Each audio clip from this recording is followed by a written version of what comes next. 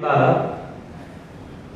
इतनी प्रस्तावना अभी तो आप डॉक्टर कृष्ण गोपाल जी से इसकी पूरी विवेचना सुनेंगे, उसके बाद मुझे लगता है कि कोई प्रश्न इसमें नहीं रह जाएगा कि कोर्टों के सामने जो बहुत बड़े फैसले रुके हुए उसमें किसी इतिहास की किसी गवाही की जरूरत नहीं पड़ेगी। इतना मन तो बन गया होगा कि आपका कि ये पुस्तक, मुझे नहीं पता कोर्ट में एविडेंस की तरह इस्तेमाल हो सकती कि नहीं हो सकती, लेकिन आपने बहुत बड़ा काम किया है। मैं आज इस पुस्तक का विमोचन जिस हमारे प्रेरणा स्रोत, हमारे मार्गदर्शक, जिन्होंने हमें जीवन जीने की कल्पना दी है, मार्गदर्शन किया है, और वास्तव के अंदर जितना भारत की संस्कृति का, भारत की एकता का आज बड़ा काम कर रहे हैं हमारे सह सरकारवाजी डॉक्टर कृष्ण गोपाल जी, मैं उनको प्रणाम करता हूं। और भाई प्रभात जी का तो किन शब्दों में धन्यवाद दिया जाए। इस ज्ञान से निकले हुए अमृत की बूंदों को देश ने विश्व के कोने कोने में पहचाना, सहज भाव से अपनी हिंदी भाषा से के माध्यम से प्रभात जी और प्रभात प्रकाशन जी इस काम को बहुत तन्मयता से कर रहा है। मैं साधुवाद देता हूं प्रभात प्रकाशन के पूरे समूह को।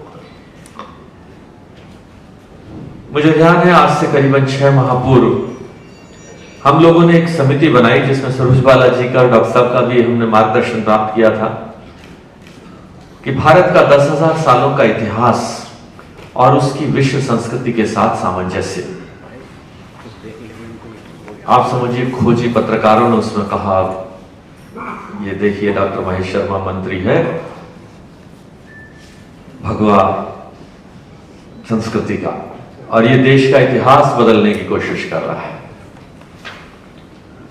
हमने उन्हें सवाल का जवाब दिया कि देश का इतिहास कोई बदल नहीं सकता, हमारा गौरवमय इतिहास है, लेकिन उस इतिहास में वैल्यू एडिशन जरूर हो सकता है। जिस कार्बन डेटिंग की बात आज सरोज जी कर रही थी, या जिस खगोलीय घटना की आज बात सरोज जी कर रही थी, और उस टेलीस्कोप की बात और उस प्लेनेटेरियम सॉफ्टवेयर की बात आज कर रही थी, क्या इनकी बात करना और इनसे वैल्यू एडिशन करना गुनाह है? और वो गुनाह अगर किसी ने किया तो सबसे बड़ी गुनाहगार सरोज बाला जी है। अगर ऐसी गुनाहगारी होती रहेगी तो सवाल जवाबों का कहीं ना कहीं तो अंत आएगा। पार्लियामेंट में प्रश्न उठा, क्या सीता माता का जन्म सीतामढ़ी में हुआ? क्या उसके कोई प्रूफ आपके पास हैं? और अगर नहीं है तो क्या आर्कियोलॉजिकल सर्वे ऑफ इंडिया, संस्कृति मंत्रालय कोई खुदाई वहां करेगा? अब इस सवाल का जवाब सरोज बाला जी देती तो अपने वैज्ञानिक तरीके से देती, लेकिन मैंने राजनीतिक जवाब इसका वहां दिया जिसने उन्होंने प्रश्न कहा था। मैंने कहा, मान्यवर Shri Shri Shri so and so, कृपया ये बताएं कि आपके दादाजी के दादाजी के दादाजी के दादाजी के दादाजी के दादाजी, संतोष जी आपकी तरफ नहीं कह रहा हूं, दादाजी के दादाजी के दादाजी थे? और अगर वो थे तो कोई उनकी छतरी, उनका चश्मा, कुछ अवशेष आपके पास हैं? और अगर वो नहीं थे तो आप कहां से आ गए? इसका मतलब थे तो जरूर। और अगर उस चश्मे की आपके दादाजी के खुदाई की करने के लिए कुछ अगर आर्कियोलॉजिकल सर्वे ऑफ इंडिया हमारे पास है, अगर आप चाहें तो हम आपकी मदद कर सकते हैं। आपके घर की खुदाई करके ढूंढने की कोशिश करते हैं, शायद कुछ मिल जाए कि आपके दादाजी के कोई अवशेष। तो ऐसे प्रश्न पार्लियामेंट में भी तैरते रहेंगे, हम जिज्ञासुओं में भी तैरते रहेंगे, और ये आने वाले समय में ये चिंता का विषय है। मैं जब भी कभी युवाओं के बीच में जाता हूं तो मैं उनसे 3 प्रार्थना जरूर करता हूं।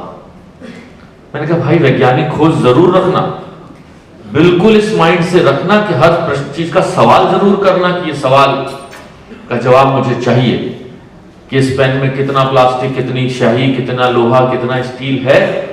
ये सवाल तो आपके दिमाग में जरूर होना चाहिए, क्योंकि इसकी अगर खोज करनी तो कोई वहां से बैठा खगोलीय विधि से शायद नहीं बता पाएगा। वो कहेगा मैं इसके केमिकल टेस्ट करूंगा, पहले क्रश करूंगा, खरल में डालूंगा, तब बता पाऊंगा। संतोष जी ऐसे सवाल कुछ पूछते होंगे नहीं कुछ लोग, तो वहां से नहीं बताया जा सके, इसको क्रश करेंगे। तो हमने कहा 3 चीजों के बारे में सांगोपांग स्वीकार्यता, एज दे आर माइंड, स्वीकार कर लेना। अगर उन पर प्रश्न चिन्ह उठाओगे तो मैंने कहा तकलीफ होगी। मैंने कहा एक अपने ईश्वर, एक अपने माता पिता और एक अपने गुरु, इनका विश्लेषण करने की कोशिश मत करना, इनकी संगोपांग स्वीकार्यता कर लेना।